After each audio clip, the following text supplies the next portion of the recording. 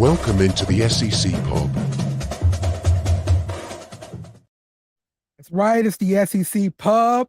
I'm your host, Dale. Flying solo today, so this is probably going to be a little short one. But yep, let's talk some college football, baby.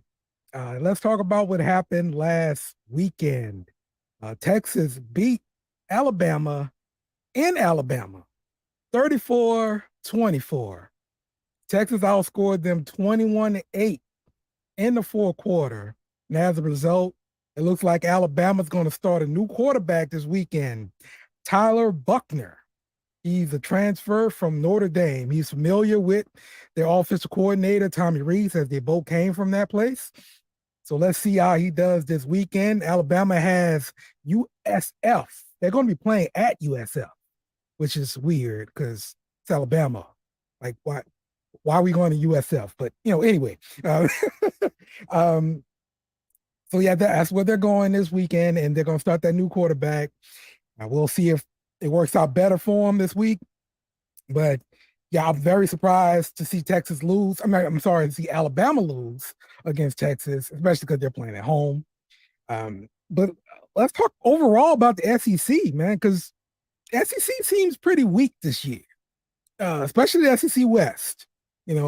Nobody's really a championship contender in the SEC West, and I'm saying it as a LSU fan. I hate to say that, but it is true.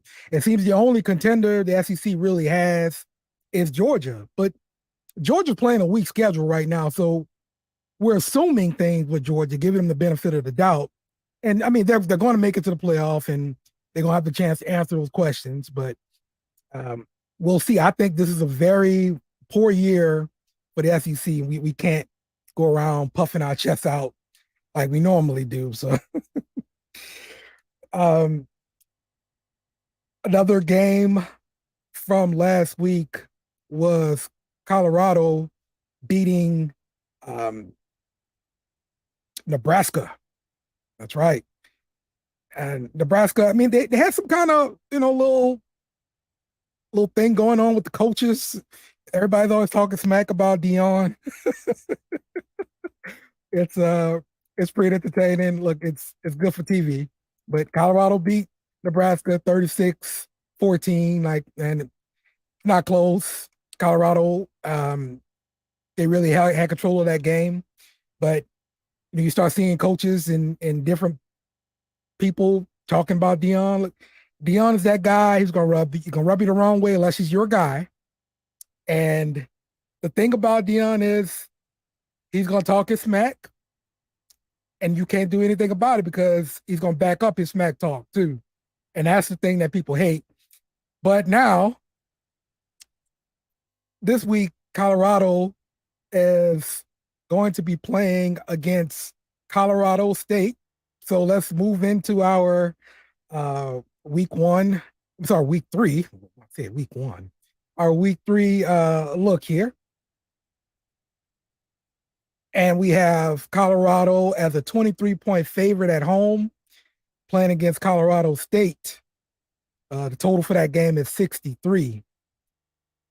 Just like last week, we've got drama going on because Jay Norville, the coach of Colorado State, I think it was like his coach's show or something, kind of went off talking about Deion in Colorado.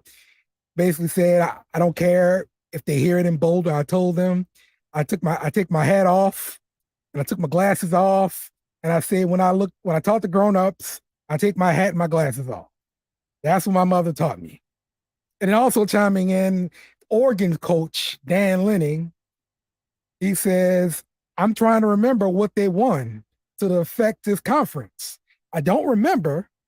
Do you remember them winning anything? Look, good point. Good point, because Colorado only won 2 games. They hadn't won anything to really change anything, but y'all keep talking about them.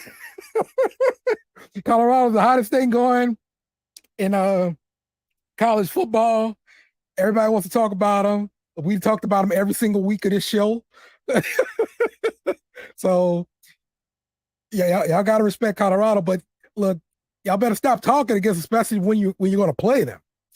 So my pick for this game is Colorado's going to destroy Colorado State, even though it's an in-state matchup. I'll take Colorado and those points minus 23. I just think Coach Prime is going to do his thing because that's all he does. He likes to keep talking smack, and he's going to keep doing it. So that's what I think about that game. Next game we got to pick. We have Tennessee and Florida. This is Tennessee at Florida. Tennessee is a 7.5-point road favorite. And there seems to be some questions about Tennessee's quarterback, Joe Milton. And this is when I'm talking about questions, I'm talking about fans, okay? Because, we overreact with everything. That's what we do. We're fans, okay? So he's thrown 4 TDs. He's thrown 0 interceptions. I thought he looked pretty fine. They're talking about his overall production for the year. He only has about 436 yards passing. The defense for Tennessee, they lead the SEC in sacks. So Florida, they better be ready to protect on that front line on the offensive side because Tennessee's coming. Listen, Tennessee, I think they got a pretty good system in place, and it's a new quarterback. They're breaking in, so get a guy a few weeks, he'll probably be fine. Well, Florida's offense, they feature a wide receiver named Ricky Parcell. He leads the team with about 14 receptions. He's getting peppered with targets. So this is the guy you got to cover when Florida wants to throw the ball. And if Florida can establish that run early, this could help them out a lot. They got a returning center that's their starter, Kingsland. His last name starts with an E. I don't even want to attempt it. But he's returning to the lineup. But with your good center coming in, your true veteran guy is going to help keep your quarterback upright, and maybe they can establish a run. So Graham Mertz, he could have some more time back there, and maybe find somebody different than Ricky Parcells, and it could put them definitely could put them in contention to pull up the upset. I think ESPN has Tennessee on upset alert, so we'll see if they can pull this thing out. But my pick is going to be Tennessee to cover that 7.5. I just think the offensive system is pretty good. I think they'll figure things out. And the last thing I saw from Florida, that first week 1, so they did not look very good to me. So I'm gonna stick with Tennessee there. So the last game we're gonna talk about is LSU at Tennessee. I'm sorry, I got Tennessee up here. My goodness, it's Mississippi State. LSU at Mississippi State. LSU is a 7.5-point favorite. It's an early kick, and all of us LSU fans, we hate early kicks. LSU does not play well with early kicks. All right. Mississippi State, they're coming in without their coach, the Pirate. He passed away, of course. New coach, Zach Arnett. He's a defensive-minded coach. So I believe naturally he's going to transition his offense to be more run-oriented. And we've been seeing that so far this year. Jo'quavious Marks, he leads the Bulldogs in rushing. He's got 250 yards rushing. So LSU has been having some trouble versus the run. That first game against Florida State, they gave up 138 yards rushing. I thought Florida State could run the ball on them whatever they wanted to.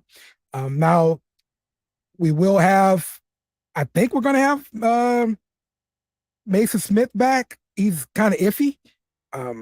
We'll see what's going to happen. I know LSU is going to be missing their linebacker, Omar Spates. Now that's a big loss when you're talking about defending the run. This was your middle linebacker. So without him, they're probably going to have to look at Greg Penn in the middle, Wes Weeks, Whit Weeks, somebody else, because they moved Harold Landry out to the boundary to get some more pass rush, and Harold Perkins, my God, Harold Perkins to the boundary and get him on the edge and try to get some more pass rush to him. So hopefully that will happen. And this move, it's kind of insane to say that they practiced Perkins all year in the middle and now they moved him to the edge because they weren't getting enough pressure. And it was your best pressure guy last year, and you moved him for some reason. Look, big ups to Brian Kelly for seeing that it wasn't working and trying something different. Hopefully they get this thing figured out and we can stop the run. Also on the injury report, Mason Taylor, the tight end for LSU, he's questionable with an ankle injury. I've heard Brian Kelly say he may be a game time decision. But if they can't have him go, they have to rely on Markway and Kamarian Pipton, the freshman. If you got the freshman out there at tight end, he's not really a blocker. He's a big guy, good frame. He's got good size. Of course, he needs more seasoning because he's a freshman. But Brian Kelly loves that too, tight end offense. So I'm pretty sure you're going to see him play. I love to see him get some work just because, we've been talking about him being a 5-star. And, when you got a 5-star, you want to see him do 5-star things. So let's see that happen. I will pick LSU to cover the 7.5. And I think LSU is going to get back on track and look toward getting back into contention for the SEC West title.